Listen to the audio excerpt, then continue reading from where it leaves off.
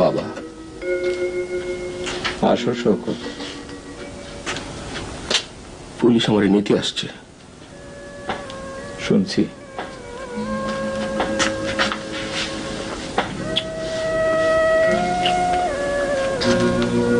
আমার সামনে একটু বসো।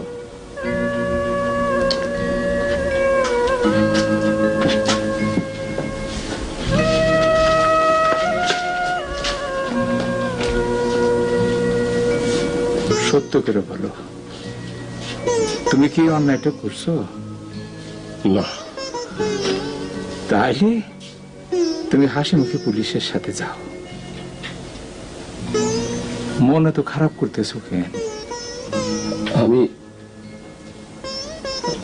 আমার জেল হয়ে গেলে বাচ্চা বলে রেখে দেখবে। আল্লাহ পাক দেখবেন। এই পৃথিবীর সমস্ত জীবিত প্রাণীর দেখাশোনার দায়িত্ব তারই। এই সত্যটা আমরা বুঝতে পারি না বেটা,